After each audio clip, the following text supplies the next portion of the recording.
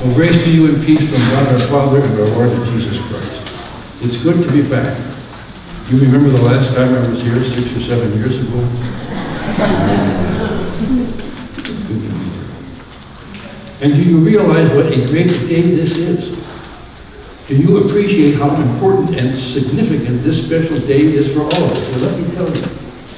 On the Christian church calendar, today is the 14th Sunday after Pentecost. And in the Holy Gospel for this day, as you just heard, Jesus gives us detailed instructions about how to kick unrepentant sinners out of the church. And I know this must be important to all of you, because this is the only passage in the entire Bible which is specifically mentioned in the Constitution of Maple Grove Lutheran Church. It's right there in chapter 15, paragraph 1, entitled Discipline of Members. You've probably read this before, but let me read it to you again. Your Constitution says, denial of the Christian faith as described in this Constitution, conduct grossly unbecoming a member of the Church of Christ, or persistent troublemaking in this congregation are sufficient cause for discipline of a member. Prior to disciplinary action, reconciliation will be attempted following Matthew 18, 15 to 17, proceeding through these successive steps. A, private admonition by the pastor. B, admonition by the pastor in the presence of 2 or 3 witnesses. And C, a citation to appear before the congregation council. So you have been warned. Those of you who fancy yourselves as persistent troublemakers, you better watch out, or we're going to sick Pastor Childs. Okay, so obviously we're kidding here at least a little bit. The truth is, I'm confident that Jesus' words were meant more about reclaiming lost brothers and sisters and restoring them to the fellowship of the church and the community, not so much about how to exclude people. And next week, we will hear him talking about forgiving your brother or sister who sins against you personally. Not just 7 times a day, but 77 times. Or is it 70 times 7? In other words, 490 times a day. In other words, without limitation. In other words, no 3 strikes and you're out kind of thing. Jesus' 3-step proposal for restoring the lost is not for excluding the losers. And that insight by itself would make any Sunday a special day. But today is special for another reason. Like many congregations across the land, the Sunday after Labor Day, the first Sunday of the new school year, it's the day when we gear up for all of our fall programming, Sunday school and Bible classes, and choir rehearsals, and confirmation, instruction, youth group, you name it.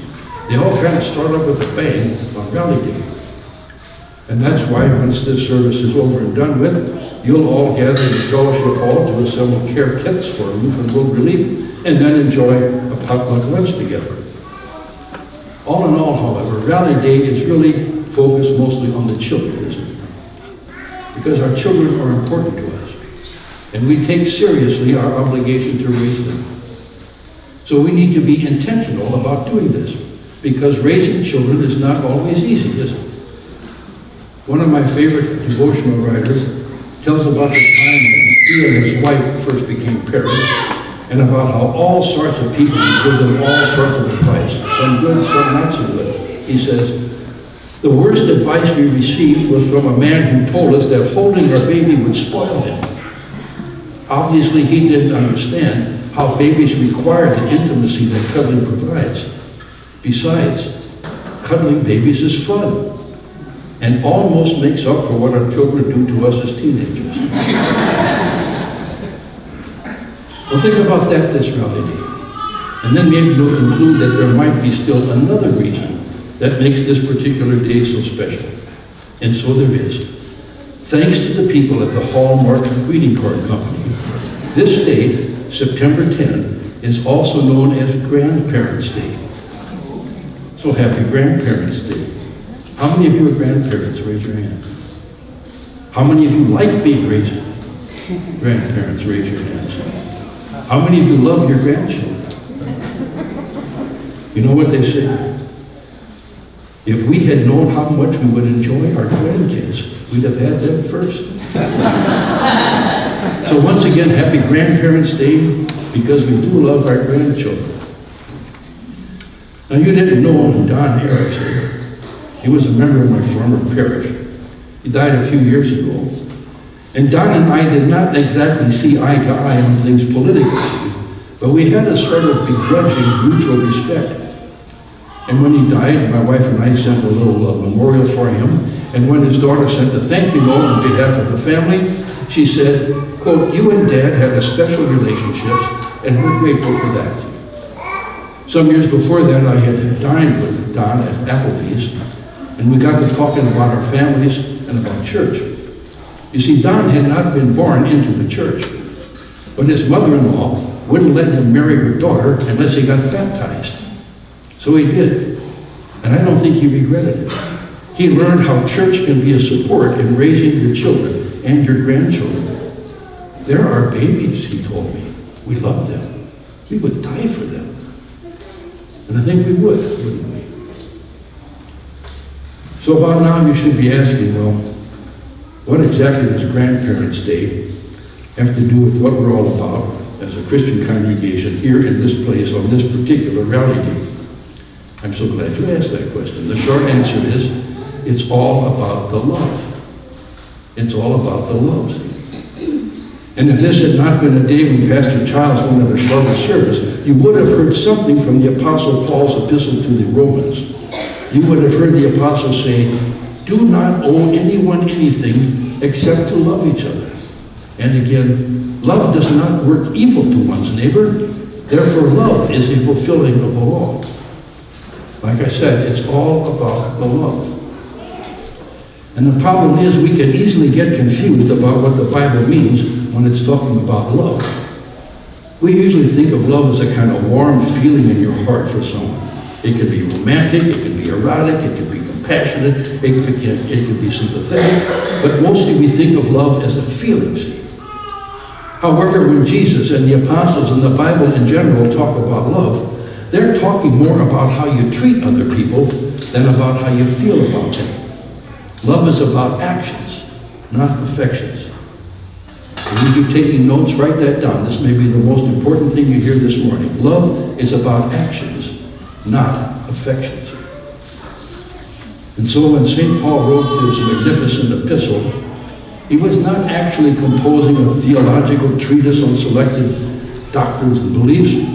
Rather, he was addressing a number of issues which he had heard were important sticking points to the dozen or so house churches which met in various parts of the slums of Rome. Now, Paul had never been to Rome himself. Someone else had established those fledgling Christian fellowships in the capital city of the empire. His plan was to send this letter of introduction to the Roman churches so that when he got there, they would accept him and then give him some money, some financial support, so he could travel all the way to Spain and preach at the western end of the Mediterranean. This never happened, of course. When Paul eventually did arrive in Rome, he was a prisoner, and it wasn't long before it was off with his head. But thankfully, we have this great letter, a letter which the Christian people at Rome must have read and liked and kept in their files until someone decided to collect the apostles' epistles and publish them. And when you read this letter, it becomes obvious that the various Roman congregations didn't like each other. Some were made up of Gentile believers who had taken over when Emperor Claudius kicked all of the Jews out of the city. And others were made up of Jewish Christians who had returned 5 years later when the ban was lifted by Emperor Nero. Some of them claimed to be strong in their faith, and they thought that the others were kind of weak. And that kind of attitude hardly makes for friendly, cooperative relationships between churches, does it? So when the apostle wrote to this mishmash of churches, he wanted to emphasize how they should relate to each other, how they should treat each other. And that's what this love business is all about. Do not owe anything except to love each other. And then a verse later, love does not work evil to one's neighbor, therefore love is a fulfilling of the laws. And as we said, such love is not about affections as much as it is about actions.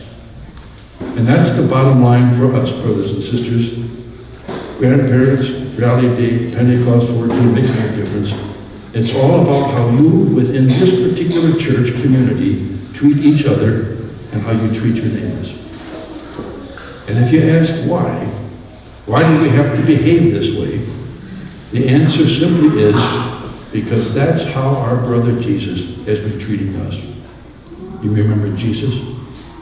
He didn't just feel sorry for the leper, he acted and cleaned him up.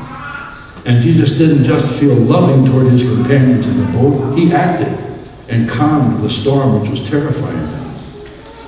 And Jesus didn't just feel compassion for the hungry crowds, he did something about it and served up several thousand fish sandwiches. And Jesus didn't just commend the fallen woman because he loved him. No, he praised her for showing her love when she anointed his feet with expensive perfume. And Jesus didn't say, aren't those kids cute? No, he actually hugged them and blessed them. And Jesus didn't condemn the hypocrites because they didn't feel loving. No, he damned them because they devoured women's houses. And Jesus didn't just feel loving toward a fallen world. He took the only kind of action which was calculated to save us from ourselves all the way to that cross. And that's what we mean by love in action. And our God confirmed that love by another grand action, where he raised our crucified Christ from that tomb. Well, that's about it for today. Remember, if love is a feeling, then it's all about you and how you feel. But if love is a way of acting, it's all about the other person and how you treat the other people. It's about those people in the next pew and across the parking lot and out there somewhere. So happy Grandparents' Day.